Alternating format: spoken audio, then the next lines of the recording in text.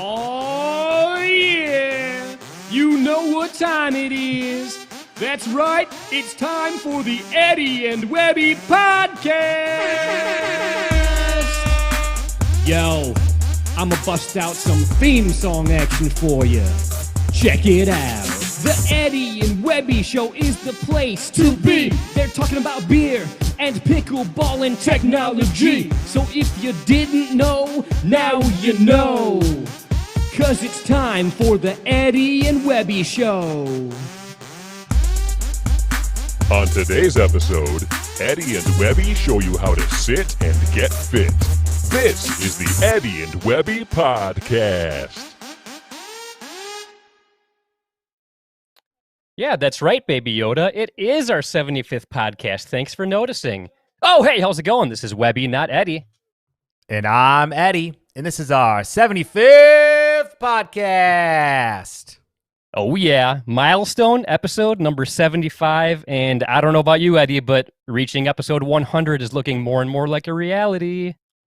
You guys said it couldn't be done, but here we are, 75, just 25 away from 100 episodes. And man, I can't believe we're at 75. This is crazy. Yeah, and this is going to be a very action-packed episode. We have a great guest joining us. We'll have a new installment of Pros Asking Pros questions, and at the end of the episode, we're going to be debuting the new and improved Eddie versus Webby championship belt. Everybody's been waiting for it. It's going to happen tonight. That's right. And guys, we are live. We are live on Facebook. We're live on YouTube. That's a new service. YouTube. And we are live on Twitch for the 3 people that care. I'm going to go with 3 people tonight. That seems like a good number. All right. And this is meant to be interactive. So if you have questions or comments for us, but probably more likely for our guest this evening, please make sure you go ahead and throw them in the chat, and we will definitely bring them up if they're good. So go ahead and do that. We want to interact with you guys. Yes, please do so. Also, stick around for after the show, because after we bring the show down, we're going to be coming right back with another installment of Dinking Around with Eddie and Webby, and who knows what's going to happen there. It's always a fun time, though. Yeah, sometimes it's just the 2 of us. Sometimes we have a guest join us. You just never know. You'll have to stay tuned to find out. That's right. As we mentioned, we do have a special guest we're going to be bringing on tonight, which I'm really excited to get to. But before we get to that, Webby, I want to know, the thousands, the millions of people watching right now, I want to know what's going on in Twitter. Well, that is an excellent question. I'm going to pull Twitter up right now on my handheld device and see what's going on in the Twitter sphere. Yeah, we got quite a few tweets going on this week. Here's one from Steve Anheiserman. It was so awesome that Chris Draper and Dan Cleary of the Detroit Red Wings were on the Eddie and Webby Show. Definitely my favorite episode so far. Hashtag Let's Go Red Wings. Nice. Thank you, Steve.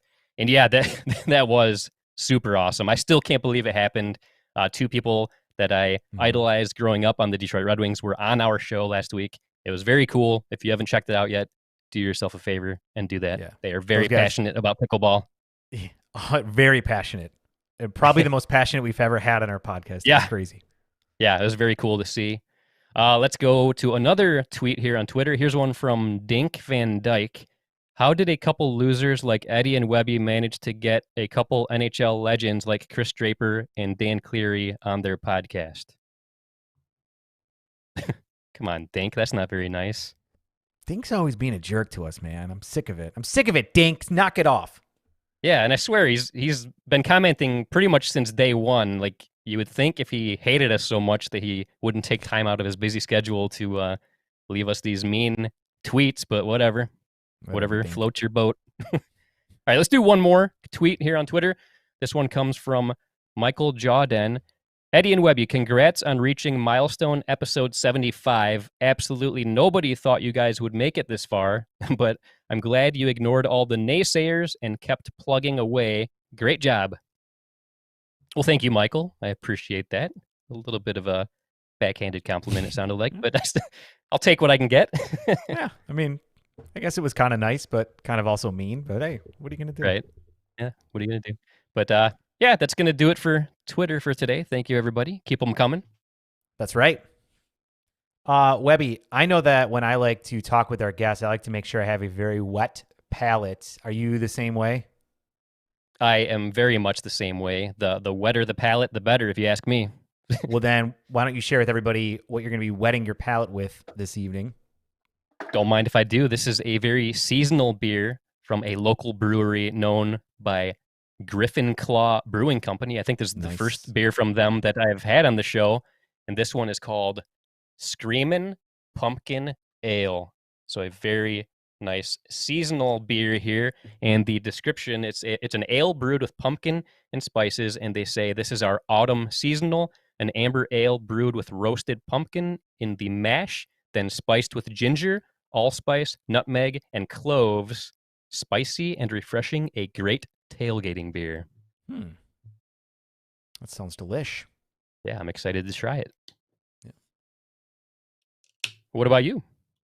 Well, it's funny you say that. And honestly, guys, Webby and I didn't plan this, but I actually have a beer from the Tampa Bay Brewing Company, Gourd's Gone Wild Pumpkin Ale. Nice. I swear we did not plan this, guys. We would tell you if we Yeah. did.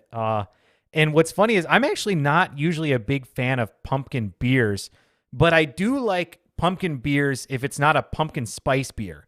So yours seems like it's got a lot of spice to it. And I'm hoping mine is just a little bit more pumpkin flavor than pumpkin spice, but we'll find out, right? Yeah, we will find out.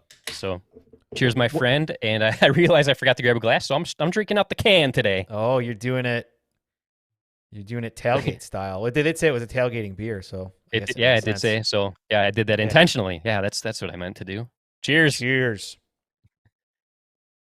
But yeah, I say enough of us blabbering idiots. I say we get to what everybody really wants to see. What do you think? I agree with you. I think we should do that for sure. Well, guys, I'm very excited about our guest tonight. Our guest this evening quickly made a name for herself in the pickleball world. If you've had the pleasure of watching her play in person or on a live stream, you're not going to forget it. She's coming to us live from Utah. Please welcome to the show, Callie Smith. What's going on, Callie? Hello, hello. Just hanging out at the house, All right. taking a day off of pickleball. How's that? That's hey, you know what? You got to give your body a rest from time to time, I'm sure. Absolutely, yeah. Well, we're super excited to have you on tonight to talk about a lot of things, including pickleball. But before we get to that, I have a question for you that is super important, and that is, what is your take on pumpkin spiced whatever, lattes, beverages? What's your opinion? Pumpkin spice is actually one of my absolute favorite flavors. I love pumpkin bread, especially if it's got Oh, chocolate nice. in it. Like anything with pumpkin, I'm on board. I like it. Like pumpkin pie, good, is that good is that your choices, I thing? guess. Yeah. I'm actually not a big pumpkin pie fan. More like breads or cakes or cookies. Okay. I don't know why. Pumpkin pie is okay. Like of the pies, pumpkin's probably my favorite. Okay. I like whipped cream, which means I like pumpkin pie because I just put a bunch of whipped cream on it and call it a day. I like scrape the whipped cream off. That's Oh, dude. yeah, That's funny. a frosting person. Okay. All right. So we know you like pumpkin flavor, but never mind. This is Cooking with Eddie and Webby here tonight with our guest, Callie Smith. No, I'm just kidding here. I'm sure everybody wants to know about you and your background when it comes to a lot of different things. But why don't we start off with the question that everybody wants to know, and that is, when did you discover pickleball? Okay, so I saw it.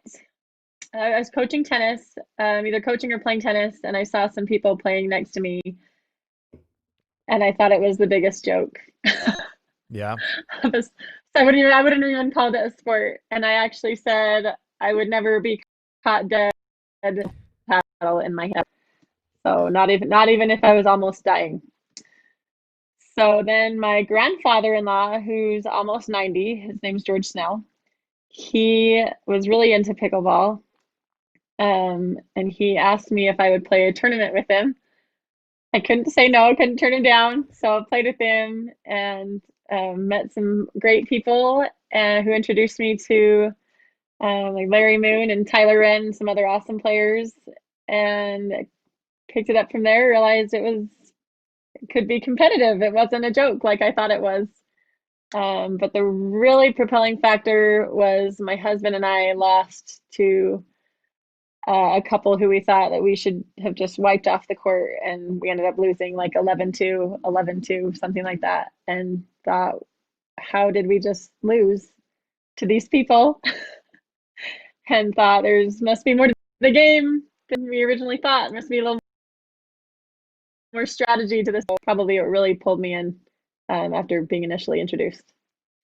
What was the strategy that they were using against you that they were able to win? Because just for the record, if you by yourself were against Webby and I would assume the score would be 11-2, even 2 years ago or however long ago it was that you showed up on the court. So I'm curious to know what the strategy was. They did a lot, but then I didn't have a dink shot, so I liked the powerhouse up high. Any balls that were up high, more kind of singles type play,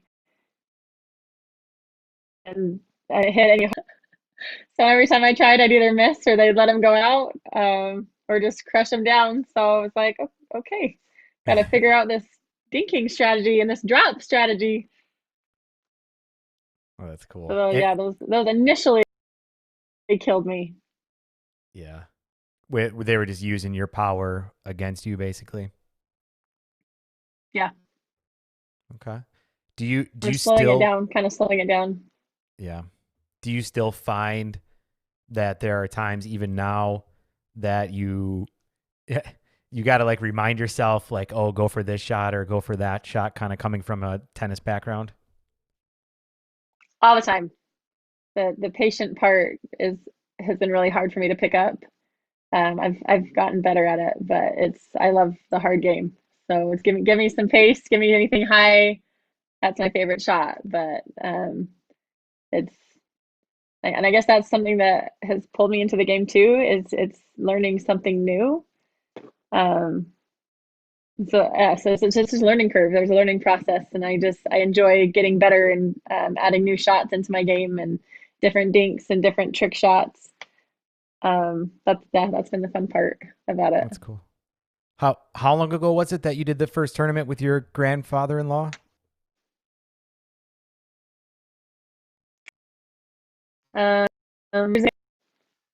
Yeah. What? I'm sorry, you're breaking up there for a second. What was that again? About two years ago. Okay. Almost exactly. I think it was last October. Okay. That's crazy. 2 years. And 2 years ago. Yeah. Yeah. I mean, that's just crazy to me to think in 2 years where you are now in the pickleball world. That's nuts to me. From that, I'm assuming you had a pretty successful career in athletics before pickleball, tennis. Were there any other sports besides tennis that you played? I grew up swimming, but I didn't like it. I always felt like I was drowning. So that was that nixed off pretty quick off my list. Yeah, I was gonna say if you're playing a sport where you think you're drowning all the time, yeah, I probably wouldn't do that so much. Yeah, no. I did a little bit of softball, but tennis was my favorite, so I stuck with that one and ended up playing for the University of Utah. Okay, that's pretty for cool. College, so that was fun. So what was that like? What was it like playing, tennis for a college at that kind of prestige level? I loved it. Yeah. I actually wanted to go pro. Used a few kids and kind of thought my competing work. Once pickleball happened, and it works that I can travel and compete, so it's awesome. But I love competing. I would get tight, which that's something in tennis tournaments where I don't as much in pickleball. So that's kind of a nice transition. It's more fun instead of there's so much pressure to win. Now I want to win. It's there. So no pressure. It's just a fun win, if that makes sense. Oh yeah, totally makes sense. I mean, obviously you can tell when you're out there, you have an incredibly competitive spirit, which is fun to watch. So I like that. So when was your first pro tournament that you entered, and what was that like? I don't even remember. There's been so many tournaments, but the first tournament I ever played was the Mountain Regional in St. George. And I just remember thinking, if I don't miss, then it doesn't matter what they do, we'll win. So I just remember, and we ended at the first like actual tournament that I played in, and just thought I would like to keep going. I want to keep going, not just make it a thing for fun. Like even though it is still fun, I wanted to see how far I could go.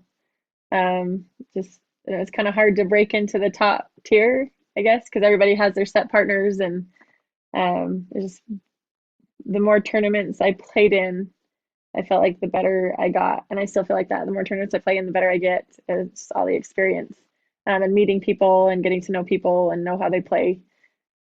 But I remember playing kind of for pros and losing and thinking, wow, I really need to step up my game. So they never miss. It doesn't matter how I don't miss. They don't miss more.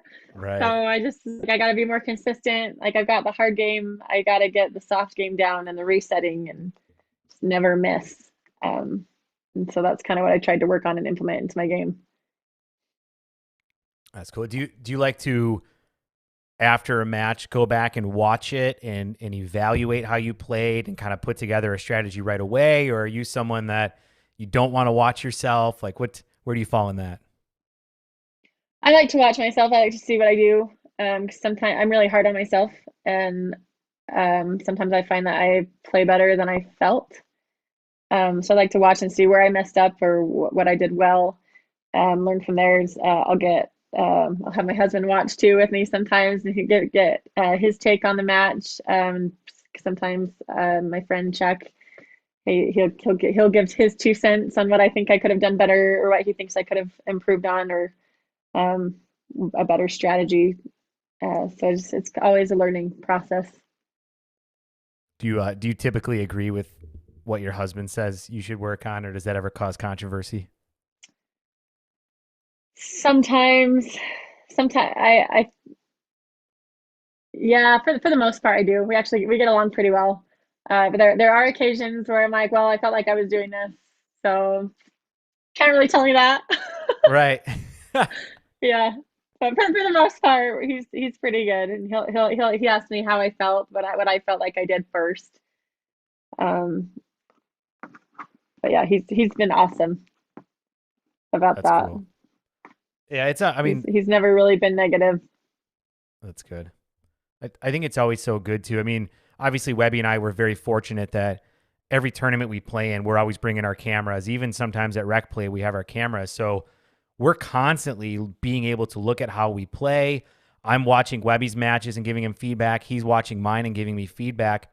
And I think so many people miss that feedback loop that you need, because if you never watch yourself, you're never going to see it outside of your own eyes. And so it's really hard to be able to apply any strategies if you can't see it from that perspective. And so I know, our buddy Barrett Kinchel over at Pickleball Kitchen, he put a video out that said the best tool you can use to improve your game is a camera, and just watch yourself play and really use that. So I think it's great that, that you even have that kind of partnership with your husband where he can even give you feedback and you're receptive to it. Cause I know that sometimes it's hard to take, I don't want to say criticism, but that kind of feedback from someone else, especially somebody that close to you who can probably get under your skin more than anyone else in the world. Right. Yeah, the cool thing about him, he's the most supportive person. I lucked out. Let's just put it that way. He's amazing. So, but I would say as far as the video part goes, that is huge. It does make a difference, because sometimes you feel like you're doing something and you're not, and other times you're doing something. It's great. It's a great tool.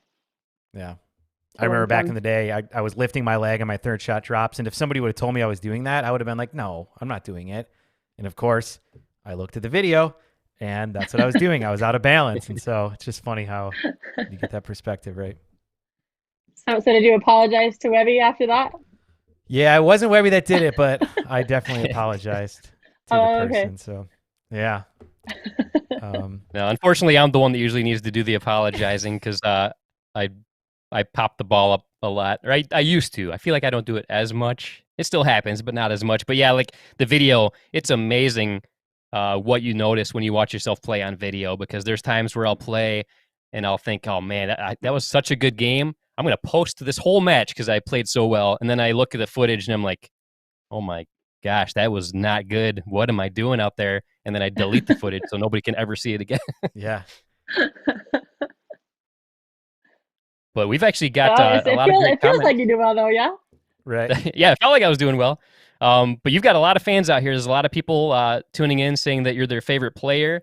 Joanna Coyne said that you're their favorite player. Rodney Langley said, woot woot, Callie is such a rock star. And then we got a comment here from Sophie Vanden Bosch. She says, watched Callie play the APP Invitational in Grand Rapids, and her focus was incredible. You could really see her determination. And I agree. I was at that APP event in Grand Rapids. That was my first time ever seeing you play in person. And man, you were killing it. You were crushing it that day, no doubt. That was very cool to see you play. Like you dominated that day. That was a very fun experience there. That was a really fun tournament. Yeah. It always helps when you win, right? Well, I was going to say, so not only you also won the I don't remember the exact name of the award, but it was basically like the Player of the Day award for that invitational, right? Yeah.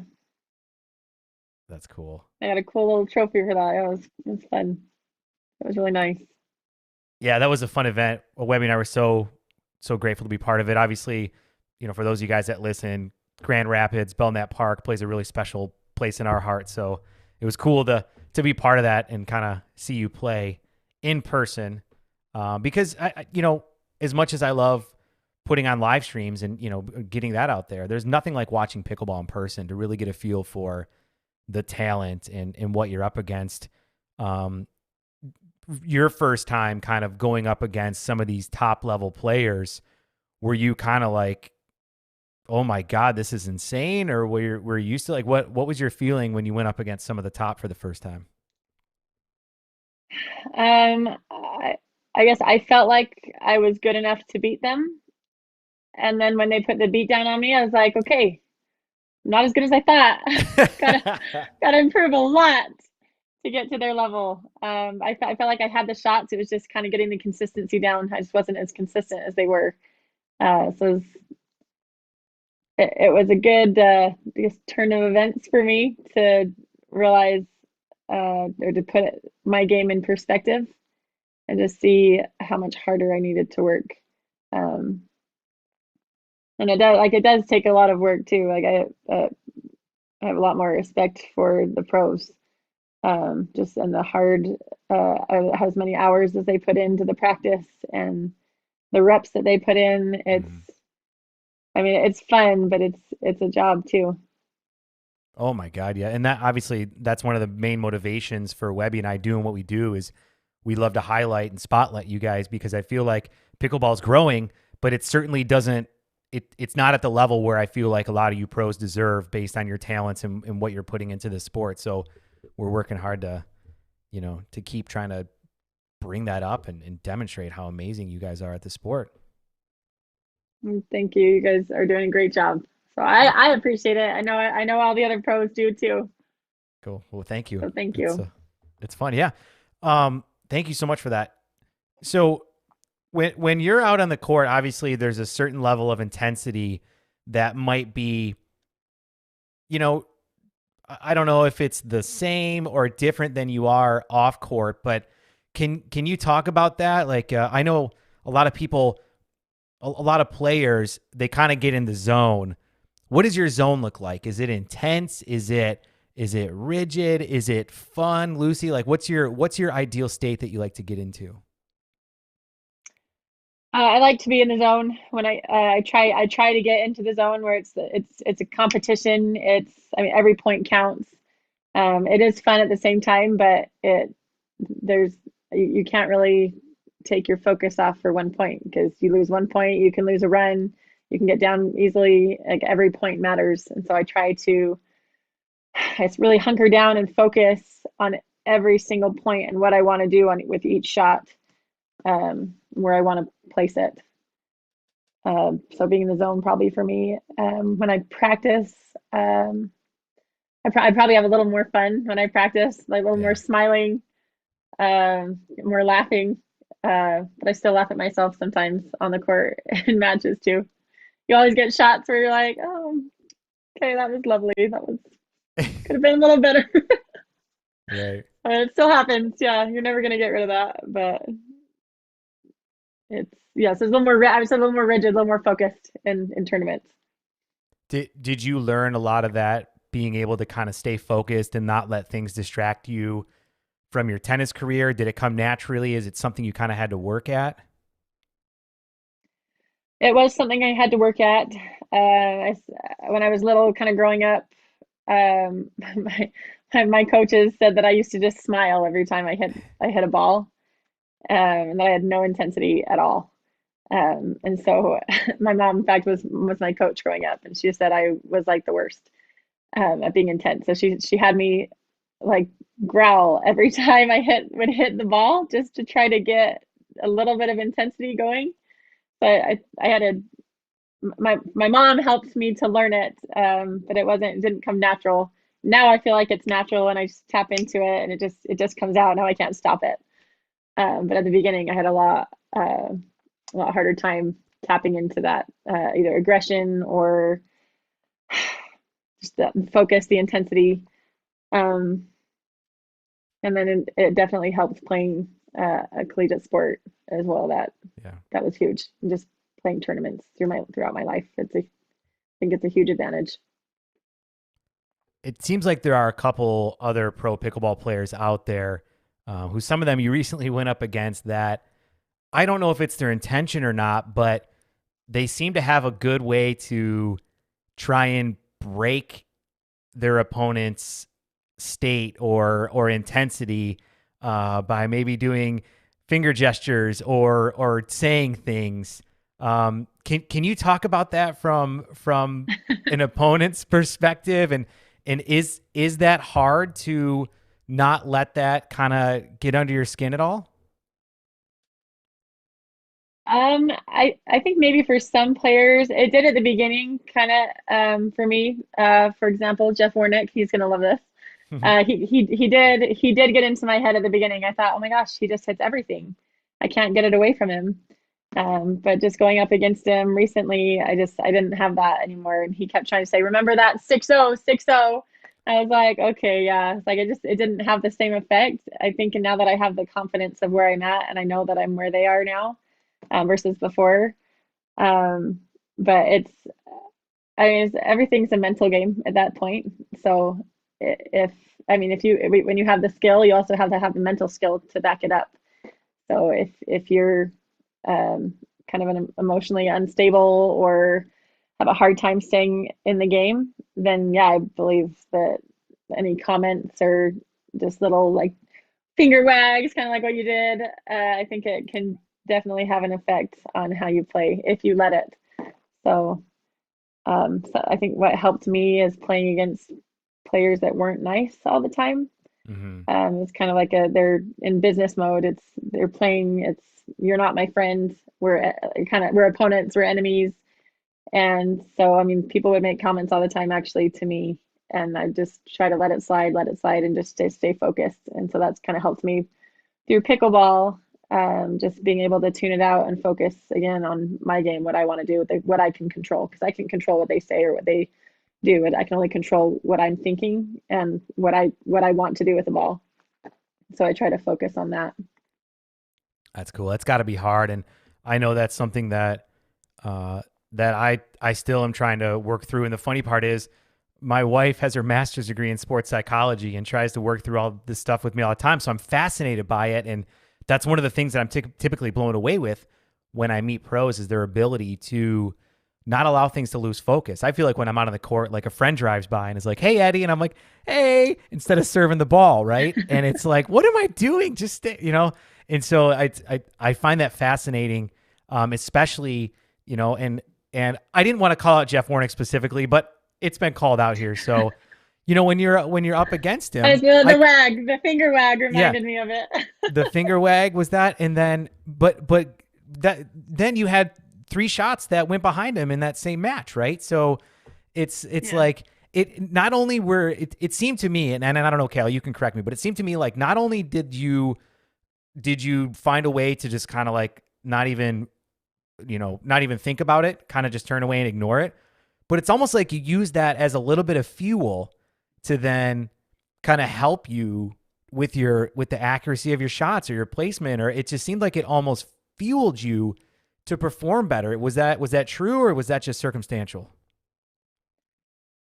I think there's always a little fuel running behind that when you have people smack talking.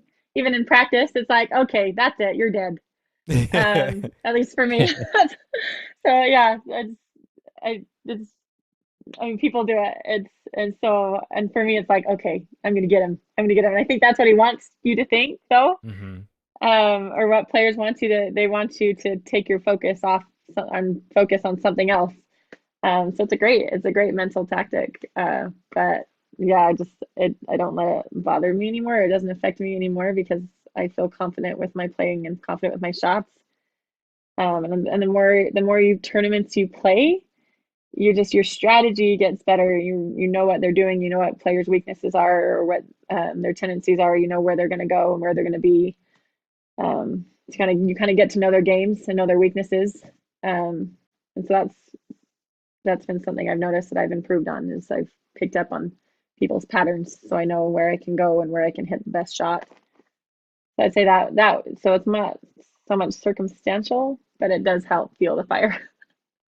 Yeah, it was impressive. I definitely enjoyed watching. I've enjoyed watching any match I've watched you in, but I especially enjoyed the ones at the Texas Open that you were in. So that was a very solid performance there for sure. Thank you. Yeah. Webby, you got some stuff going on in social media? My partner again? played great too. Oh yeah, for sure. Yeah, we are getting a lot of great comments on social media. You've got a lot of fans, Callie. I don't know if you realized it, but you have a ton of great fans. A lot of people saying that you're their favorite. Here's one from Janae Osborne. She says, "You are my favorite female pro to watch right now. It was so nice meeting you in Chicago." That's a very great comment. Thanks, Janae. We're getting a lot of comments that too. So that's got to be very cool to hear. And here's something that is very cool, and I kind of want to talk about a little bit. This comes from Vivienne David. Not only is she an amazing pickleball player, she sings amazing. Oh. Is that right? Thanks, Vivienne. I do. Well, now's the part of the show. It's true. All right. Well, now's the part of the show. Callie agreed to do a whole song for us right now. No, I'm just kidding. I'm not going to put you on the spot like that. Okay. I mean, if you want to, go for it. If you want. Yeah, let's sing it. Do it. Yeah, let's hear what you're working with. Okay. Let me think of a song real quick off the top of my head. Yeah. Okay, this is one it was like a choir solo back in junior high. So that's the only one I can think of right now being put on the spot. So let's do that one. Okay.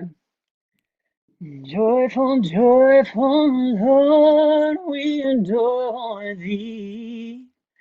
God of glory, Lord of love.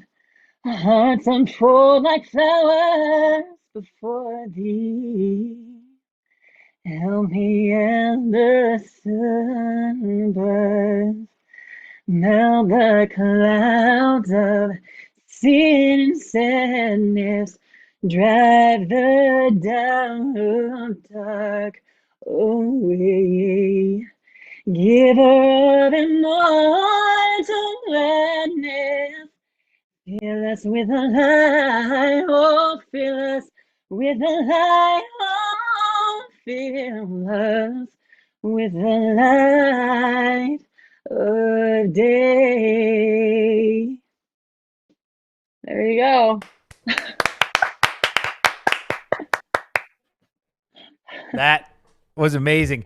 Not only was that great, but on the spot like that, being able to pull it out, I'm impressed. Oh, thanks. That's Couldn't great. think How of long have anything you? else off the top of my head. Well, no, I mean it works for you. Obviously, that that song works very well for your voice. How long have you been singing for? My whole life. I don't think I was very good all the time though, because my sisters would tell me to shut up when I would sing so much around the house. So I think I've improved a little bit since then, but I've always loved it. I've always loved to sing. Play piano a little bit, compose some music just throughout high school, and have songs that I do here and there on the piano and sing to, and love karaokeing with my kids now. So it's fun. That's so cool. I love it. Naturally talented at everything. Webby, I'm jealous once again of how amazing our guest is. Jeez. Yeah, I am blown away. Thank Like you, that. that's kind. I love the fact that you were brave enough to sing too. I mean, that was totally on the spot, and I love it. This was another amazing, unforgettable moment on the Eddie and Webby show. That has never happened, by the way. That's the first time we've ever had anybody sing on the show. So, Oh good, oh good. yeah. So you talked a little bit about sisters. How many siblings do you have, and where do you fall in line with all of them? So there's 6 kids in my family. So I have an older sister. She's a couple years older than I am. Then I have a twin sister. We don't look anything alike. She's blonde hair, brown eyes, super, super tan, just beautiful. And then I have a younger sister and twin brothers. Wow. So twins running the family, So huh? lots of twins. Oh. Just for my mom, apparently. Okay. Oh, that's cool. Yeah, we don't though. have anyone else in the family tree that has twins. So Wow. kind of unique.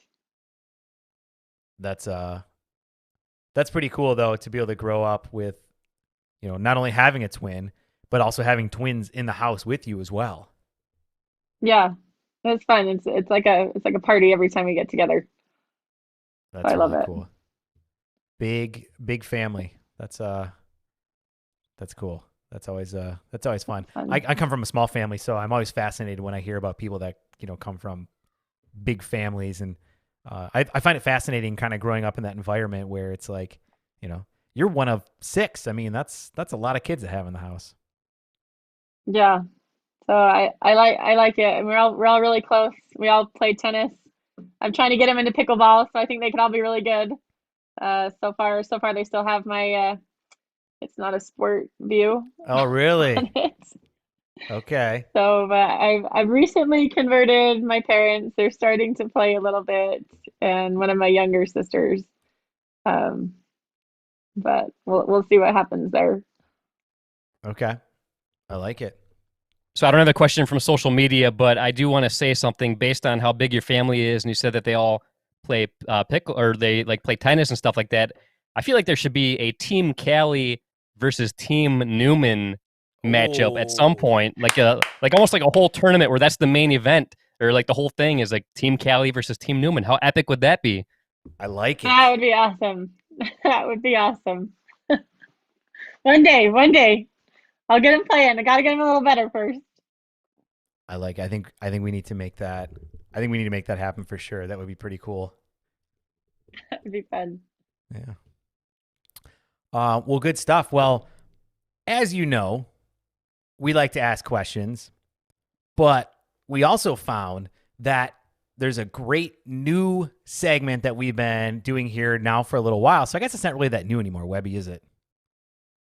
No, it's been going on for quite a bit, for actually most of the year. I think our season premiere, that was like something new we introduced this year. It was the pros asking pros questions thing. We thought it would be like a temporary thing. We didn't even think a lot of the pros would even like want to get involved in this, but it has become super popular. People love submitting questions for it, and it's my favorite segment, something I look forward to most in every episode, and tonight is no exception. So we are now going to bring you milestone episode number 75's version of Pros Asking Pros Questions. Oh, yeah. A little nervous, not gonna lie. Yeah, you probably should be. Some of these are pretty spicy. No, I'm just kidding. They're pretty tame for the most part, but you never know what to expect here on Pros Asking Pros Questions. And this first question is a good one from our very good friend, Michelle Esquivel. Hey Callie, great playing at the Texas Open last weekend. My pro to pro question is, what is your favorite non-racket sport? I'll see you at the Cincinnati Open. Bye. Ooh, non-racket sports. Not swimming. we know that. Probably not swimming. Absolutely not.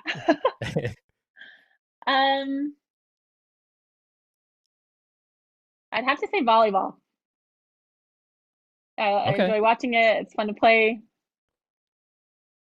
Yeah. Good choice. Good choice. I do love some volleyball myself. I've always been a big fan of volleyball. I feel like that's something I should have played when I was younger, but didn't play too much. Like I did recreationally. I never did like organized sports. I wished I would have done that more when I was younger, but oh well. What are you going to do? But all right, that is a very good answer. Very good question. Thanks, Michelle. This next one comes from somebody that I think a few people have heard of. Eddie and I actually played a match against him in a 2-versus-1 match last year, and that is the one and only Kyle Yates. Hey, Callie. I've always wondered, because you're so calm and sweet and nice off the court, where does all that fire and the intensity come from when you're on the court? You know, where does that come from? I mean, it just seems like when you're on the court, you just want to destroy people, and it just doesn't seem like it's your nature. So just curious, where do you find that fire when you're out competing day in and day out? That's a really good question. I do not know the answer to that. It just comes out. Maybe it's from being kind so long, and I just need a release somehow, and that's where I get it. Through the come-ons on the court. Nice. Yeah, I love it. Yeah. I love it. It's something about pickleball. It brings the competitive spirit in people out. Eddie and I have talked about this numerous times. We both know people that off the court are the sweetest, kindest people you'll ever meet and talk to. But once you get them on the court, a switch gets flicked and they're a totally different person, and they just want to destroy who's ever on the opposite side of the net. They literally want to stab them when you're playing. It's the inner destroyer. I love it. It really comes out. I don't know how it happens. It's just like you flip a switch and it's there. Awesome. Very cool. That's a good question. Well, this next question comes from somebody that is no stranger to the show, a very good friend of ours, and that is the one and only Andrea Coop. Hey Callie, are you having fun with the guys? I had a lot of fun when I did it. I had to have my dog on here because her name is also Callie, so she wanted to say hi to the other OG Callie. We want to know if you have time to go on vacation. You seem to be playing a lot of pickleball this year. So do you and your family ever have a weekend off to go on a vacation? And if so, where do you go? Thanks. Looking forward to hearing it. Bye. Recently, my vacations have been pickleball. Anytime I can drive or we can drive somewhere, then we kind of make that a family vacation, and they all travel along with me. So I don't know how fun of a vacation it is for them, but it's fun for me. The last vacation we went on though was to St. George, and we played. It was actually Kyle, my husband, played a tournament down there, so we went down to support him, and then spent a few extra days, just hanging out with the kids and swimming and playing with them. So that was fun. So we do have some time. I don't know how, but we make time for additional trips when we can.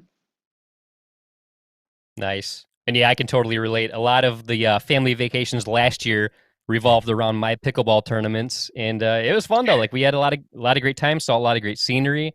Like when I wasn't playing in the tournaments and stuff. This year sucked because it put a huge damper on our family traveling plans and pickleball tournaments. But hopefully next year we can get back in the groove of things. But yeah, I think like using pickleball destination tournaments as a source of family vacations, to me, it's a great way to do it. Yeah, totally. So it's either that or they never get out. Right. If I keep playing pickleball. Right. So That's right. Yeah, exactly. was a little selfish. Sorry. Nice. Oh, they're All right, well, awesome, though.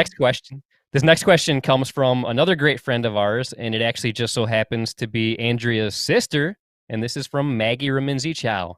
Hey Callie, hey Eddie, hey Webby. Can't wait to see you this weekend, Callie in Cincinnati. Here I have a question for you. So before I got married and before I met Ken, I only ate ice cream on kind of special occasions or every once in a while. Now that I know Ken, it is in our house all the time and I eat way too much ice cream. Is there anything that you have that is similar with Kyle? Anything that you ate or you do now that you didn't really do much before? Yes. Okay, so for like 7 years when I was on my own, I lived off of sushi and fish and salads. Those are like my favorite foods. And my husband, Kyle, he hates anything to do with fish, and salads don't fill him up. So he's like a burger and chicken and meat and potatoes kind of guy. And I didn't really eat meat. So I was like, okay, how are we gonna figure this out? So like I've kind of leaned more towards his diet style, like we kind of meet in the middle a little bit. So it's kind of hard at first. Um, but I would say the biggest thing, wouldn't really eat pizza very often. I'd maybe have it like once every month, maybe. And we probably have it like once a week now. Pizza is his favorite food. Pepperoni pizza is his favorite. Delicious. So that's a new one. I do love a good pizza. Well, it's funny that your husband got brought up in the previous question because this next question actually comes from your husband, Kyle. Hey, honey. My question for you is, what is your most embarrassing travel story? Whether it's driving with your family, flying with your family, whatever it is. What is your most embarrassing travel story? Ooh. There's so many.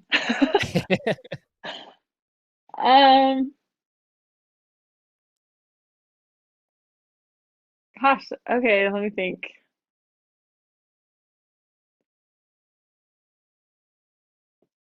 I would say, okay, I was playing. I had to make my flight, or a flight got delayed at the airport, and I didn't know that. In fact, I was with my team, with my teammates in college actually, and I didn't know that they'd switch. We didn't know that they'd switched gates on us, and we waited for like 7 hours at the airport. And then they said that the flight was going to take off in 5 minutes, and we were clearing a different terminal than where we were supposed to be. So you see like 5 or 6 of us just booking it to this other side. People were like looking at us. Our bags are flying. We're dropping stuff. It was just, we looked like idiots. And I remember thinking, oh my gosh. Like, I don't even know how we did it. And someone ended up picking us up. I'm like, do you guys need some help? You're making messes everywhere. So we're like, yes, please. So they picked us up and took us, and we barely made it on the flight. But everyone was just like, seriously, like looking at us when we were walking in, like, what the heck are you doing? I just remember thinking, please don't look at me. So that was one of them. I remember thinking we just looked like complete idiots. Thanks for the question, Kyle. That was a good one. So this next question comes from not one, but 3 of our favorite people in the world of pickleball. Here's one from Irina Tereshchenko and friends. Callie, what's up? We have all your friends here in one video. We have Cece and Adam and myself, Irina. Good to see you on the show. My question is, which side do you like to play better, the add side or the do side, and why? And also, what is your favorite way to win a point in pickleball? So my favorite one would be the left side, so the ad side, because I get my forehand in the middle. And that's probably my favorite shot, is taking it out of the middle and hitting it for a winner. I like the powerhouse shots.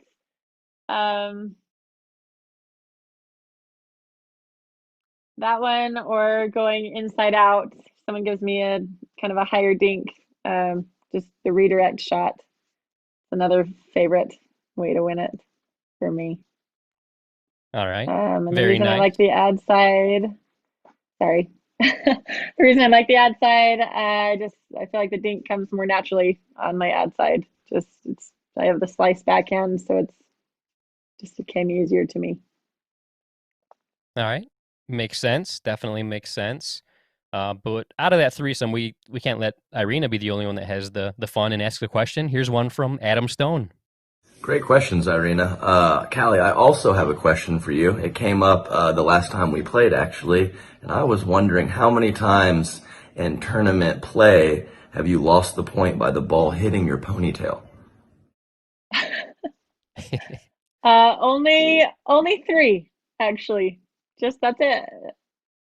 So, and one of them was in practice, so that didn't count really.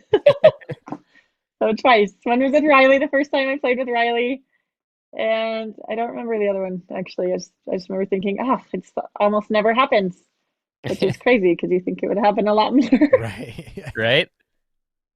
So I just envisioned, like, did your hair kind of like do like a whip kind of thing? It just kind of like went whoosh and like slapped the ball out of the air, or how'd that go down? Yeah, or it just would hit the tip, or if I like when I try to move out of the way, it kind of is like a lasso effect, and it just kind of slings it to the right or left, and just nicks the ball. So they weren't very fun points to lose. I'll tell you that though. Oh, I bet. Probably fun to watch though. Yeah. All right, so we gotta get the third person from that group in here. Here's a question from Corinne Carr. I also have a question. I believe I've seen Adam hit one Ernie in all the times I played with him. So can you please teach him how to hit an Ernie? Wow. Bye. I love it. I'll do my best, Adam. I don't know if you'll take learning from me, but or any teaching from me, but I try to help you out. Nice. Well, thanks, guys, for those questions. Here's another question here, and this comes from our good friend, Martina Coakley. Hey, Callie. I was wondering if anyone besides myself has ever used your beautiful hair and prevented that kitchen violation. No, Martina, you're the only one that's done that. Although if anyone else wants to do it, I'm okay with it. If it helps us keep the point and win the point, I'm all for it. So I got to hear about this. How did that all go down, and what tournament was that at? So it was at the Vail. I do. It was in Vail, the Vail Open tournament. I was playing with Martina, and I think we were playing against it was either Lindsay and her sister, or Christine and Michelle. I can't remember which one. But no, it was against Christine and Michelle, because I hit a forehand and was losing my balance, and was like, get me out, because I knew I was gonna fall in. And so she goes, oh, and just grabs my hair and pulls me out. So I'm like, okay, thanks. Oh man, it's pretty funny. That's hilarious, man. I wish there was video footage of that play. I would love to see something like that. But wait a second. You know, there is actually. I think you're right. I think there is, and I think we actually have that video clip, and I think we should play that right now.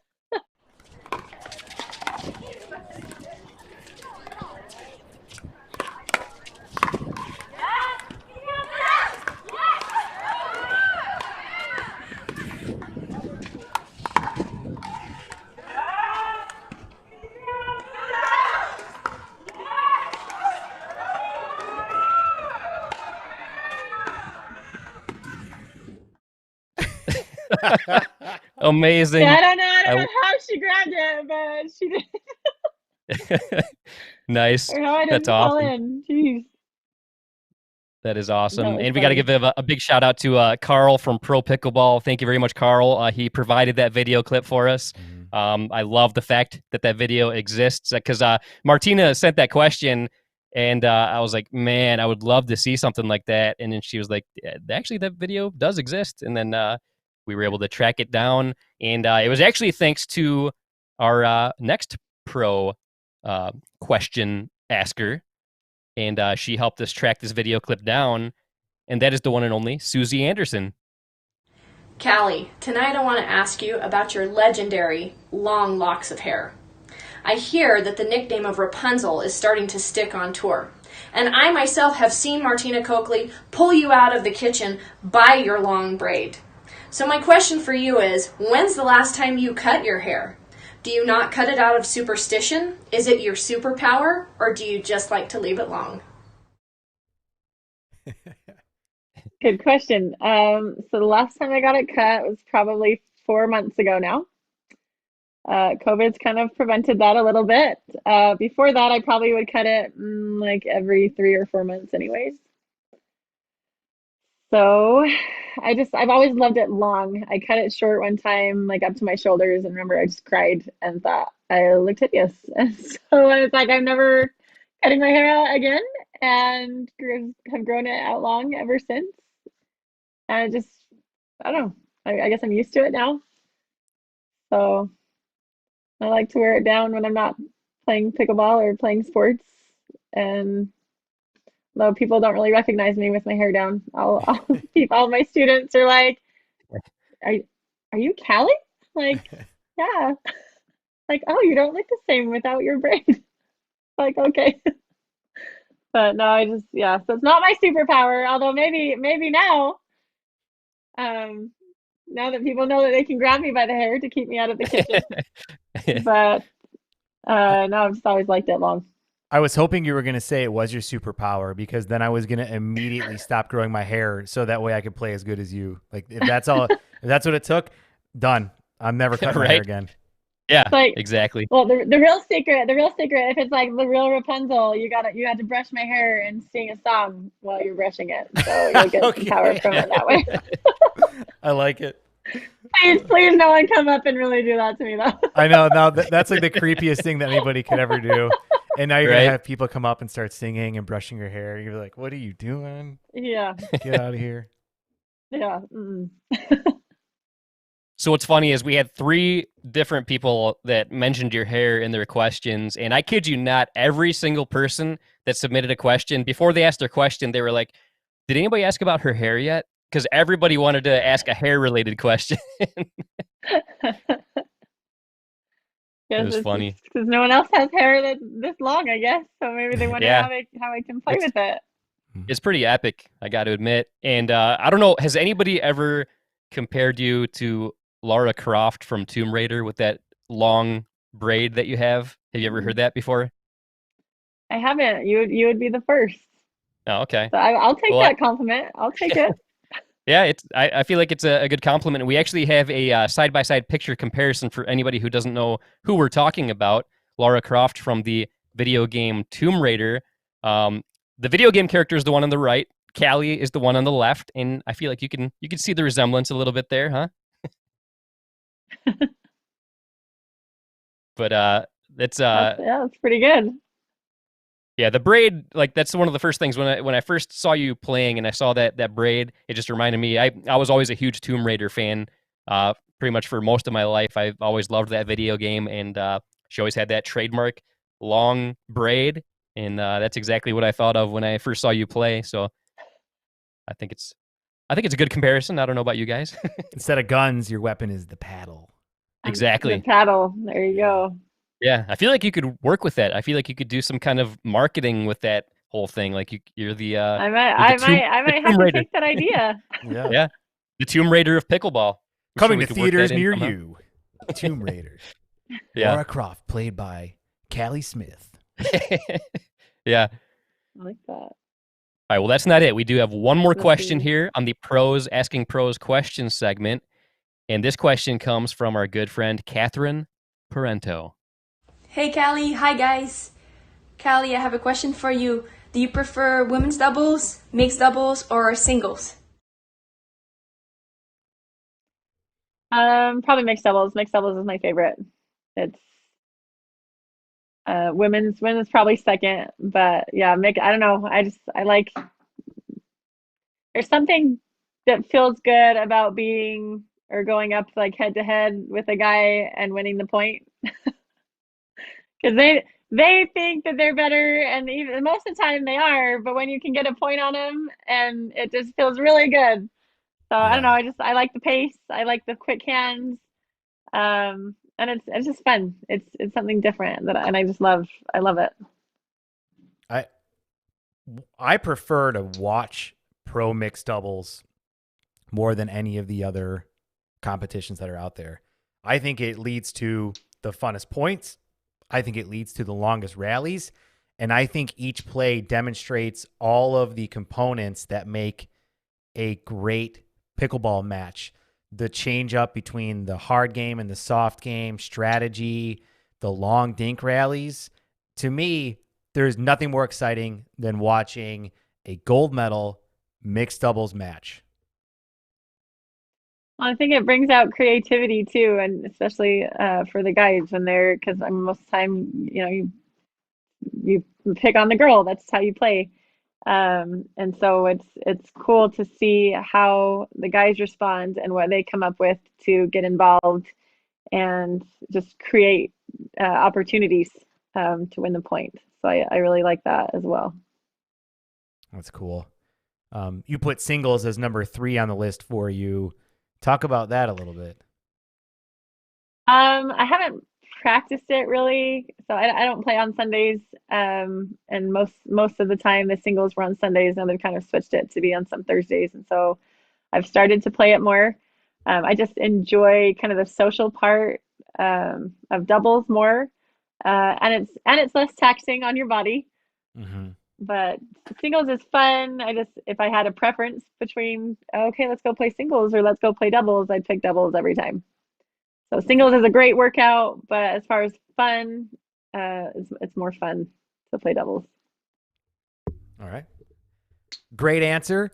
Great questions. Thank you to all the pros out there that take the time out of their busy schedules to send us those. We hope you guys enjoyed that segment. Webby works really hard to work with all the pros out there to get these videos edited and ready to go. So definitely appreciate everybody contributing to that. And I hope you, Callie, you enjoyed some of the questions as well from your peers. Yeah, it was good. It was good. I was actually wondering what they were going to ask. So like I said, I was nervous. Well, that's good. They're good questions. Good job, guys. Yeah. Great job. Not only are they talented on the pickleball court, but they're great at recording themselves asking questions. Who would have known? Talent. That's right. Right. Well, I got to tell you, Callie, this has been a lot of fun here, but as everybody knows, towards the end of our time, with our guests, we like to give you an opportunity to talk about some of the things that are going on with you, talk about any sponsors or anything that you want to promote here. And as far as I understand, you actually have a pickleball program that is both for juniors and one for adults. Is that right? I do. So I'm working on starting it. I plan to have it up and running by next year at the latest. I'm already coaching. I am going to have a junior program, I think, starting this summer. And I'm already just coaching clinics and private lessons already. But I would like to call it Paddle Up Pickleball Academy. So, because my signature move is keeping my paddle up in my face. So it's paddle up, and I didn't see myself coaching ever before. I'm a tennis coach, and I didn't just kind of pickleball was for my enjoyment and fun. But as I've started to coach it, I've loved it, and loved coaching pickleball too. So I'm starting to get more involved in that, and just have had a lot of people ask me to start programs and run programs, and so I'm going to, and I'm in the process of creating them right now. So that's kind of fun. And then my sponsors, I got a huge shout out to Onyx because they've been They've provided all my equipment, been there for the last few years and helped me be able to even play in the tournaments. So I really appreciate them and their paddle. I play with their Evoke Premier paddle, which I love and would recommend to any ex-tennis player, especially people who like power or the pop. And Body Health has been awesome. It's a health company, and I love their protein bars and their stuff. They're all kind of no animal based. They're all kind of plant based products, which I am a huge fan of. So thanks to them, I've been trying out their products and I love them. And I'm currently searching for some other sponsors. If anyone is wanting me to sponsor anything, let me know. I'm on the lookout for that. Other stuff I've got going on. Still coaching tennis. I coach my kids. Got my little daughter in tennis. She's 4, and she's cool. pretty good. So I'm hoping to be the next like Anna Lee and Lee Waters type players. So nice. In a few years down the road. So I think that would be really fun. Like Callie and Camber. So that's obviously a work in progress for a few years later. Wait until she's like 6, maybe then that would be when she can go pro. Maybe 7. Yeah. Right? Yeah.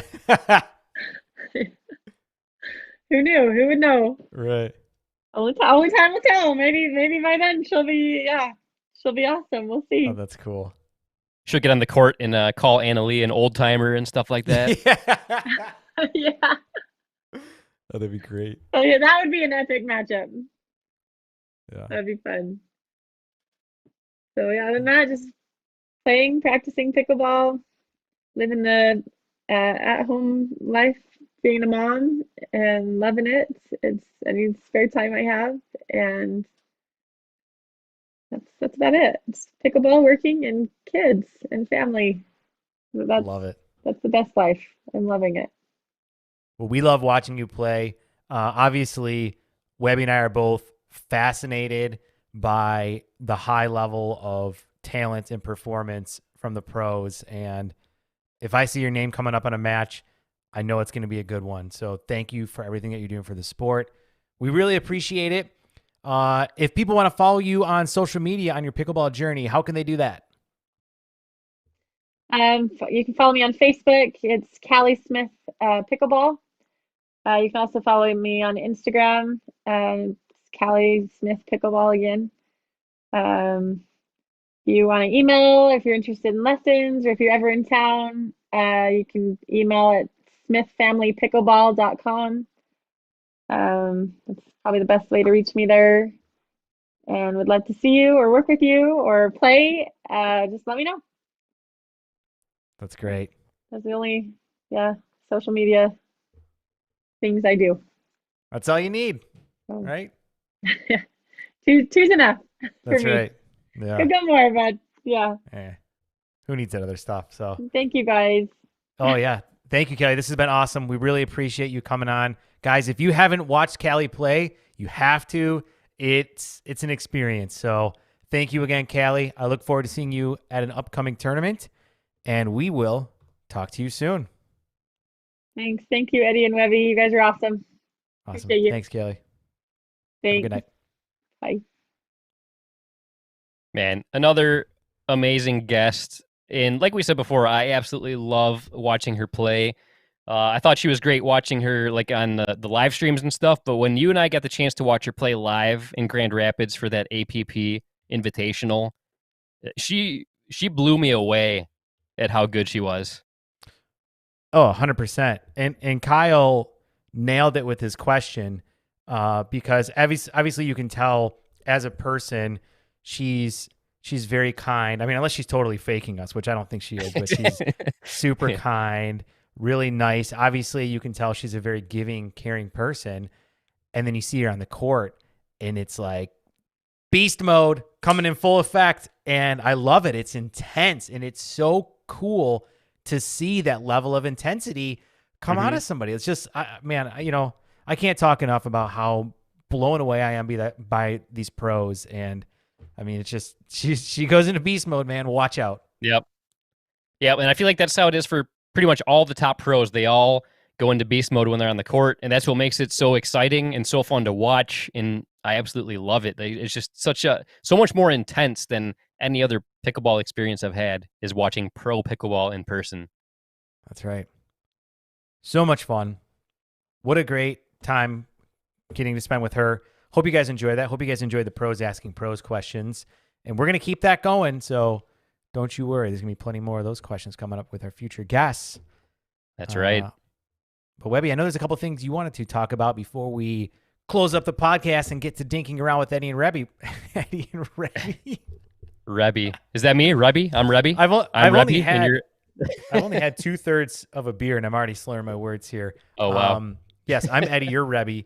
Why don't you talk for a minute here? All right. I'll take over for a moment. But yeah, this is Milestone, episode 75.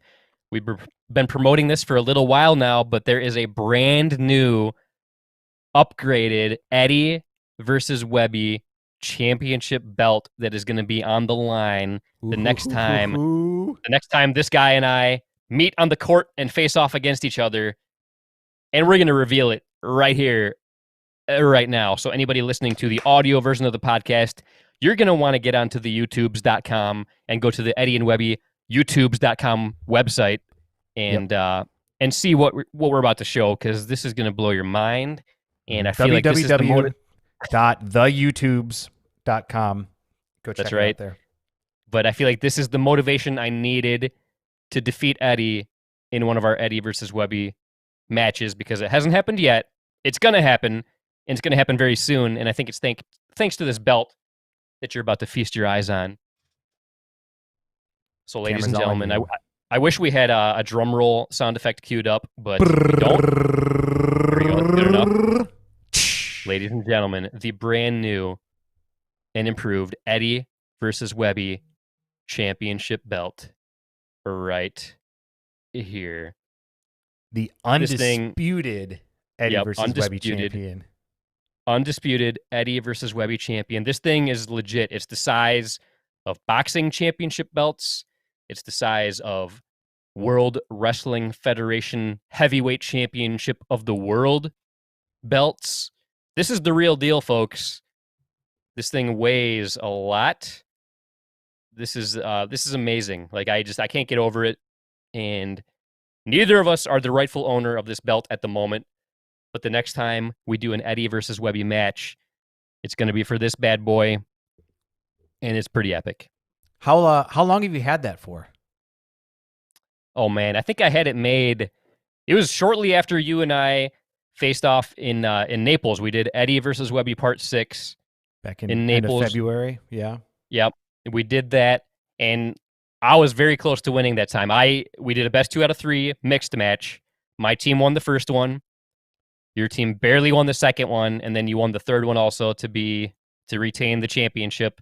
I was so close to tasting victory, and I just kept thinking, like, what is it that I need? What do I need to, like, get the extra motivation that's required to win one of these matches? And I was thinking, you know what? I think an upgraded belt is what we need. We need something more professional. I mean, we're Eddie and Webby. We've done 75 podcasts. I handmade that belt that you have right there. It's just a $10 Walmart WWF belt that I taped some stuff that I printed off on. So, let me get it real quick. Yeah. I mean, I'm proud of it. I'm still proud of how it turned out, but it was it's like a DIY Etsy childcraft kind of belt. Well, I like it. It's been in my possession from the very beginning, and because I am the 6-time champion of the Eddie versus Webby championship belt. So you said you've had that belt since, let's just say, March. So we're going on about 7 months now. Is that right? Something like that, yeah. Cool. Well, all I got to say is you better have cherished those 7 months, because that's the last time you're going to have that belt in your possession, because although I'm the 6-time champion right now, I'm going to be the 7th time and the 8th time. I'm like Callie Smith, yo. I bring it when I get on that court. All right. I appreciate the passion. I appreciate it. But I'm telling you, it's bound to happen. I mean, you barely beat me the last couple Eddie versus Webby matches. Just barely. You squeaked by. It's just a matter of time, my friend. It's Which gonna point happen. matters? Point 1 through 10 or point 11? Very true. That's a good point. But yeah, it's things are going to be different. The year 2021, it's going to be a whole new year, a whole new Webby. It's going to be amazing. I will tell you this. You know, I've watched your videos that you've put out recently about some tournaments you've been in. I also got a chance to play with you in Grand Rapids. And dude, your game is strong. I do feel like there's a good time frame where our skills were at different levels. But I definitely feel like you're playing solid, man. Like in Grand Rapids, you were kicking my butt left and right. So there's no doubt that from a skill set perspective, like this is the closest I think that we've been in for any of the Eddie versus Webby matches. Would you agree with that? Yeah, I would definitely agree. The last couple of 4.0 tournaments that I did were the first time I felt like I belonged in the 4.0 division. The first couple of 4.0 tournaments I did, like I didn't do horrible, but I was like, yeah, man, I feel like I'm kind of out of my league here. The last two that I did, I feel like we easily could have won a medal in those tournaments. Just a few little minor errors that I made. If I just can get those out of my system, I'm gonna be tasting 4.0 gold very soon. In addition to the Eddie versus Webby belt. Yeah. I'm going to do everything I can not to. But the best part is that as much as Webby and I are competitive against each other, we really do use it as an opportunity to both kind of motivate each other to improve. And we do it with all the love and respect that two best friends since high school would have. But it gets pretty competitive, man. It definitely gets competitive out there. It does. And I love it, though. I love the fact that we're competitive like that. I mean, we're best buds. But then once we're on the court, we're the worst of enemies. We're bitter enemies. And I love it. I love that fact. Yep. I agree. That's how friends should be. If you don't want to compete against your friends, they're not your friends. Exactly. Right? Yeah. I mean, in Once you get on pickleball, the think about pickleball like all the top pros in pickleball, they're all super good friends outside of the court. Well, I mean, there might be some relationships that aren't, but like for the most part, the people in the top 10, 15 are all pretty good friends. So if you couldn't compete against your friends, you'd have a hard time in pro pickleball right now. That's for sure. Exactly. And just like Callie, I mean, she's such a sweetheart, such a nice woman. But then when she's on the court, she even said tonight she literally wants to murder anybody on the opposite side of the court. She might not have said that exactly, but that's the impression I got.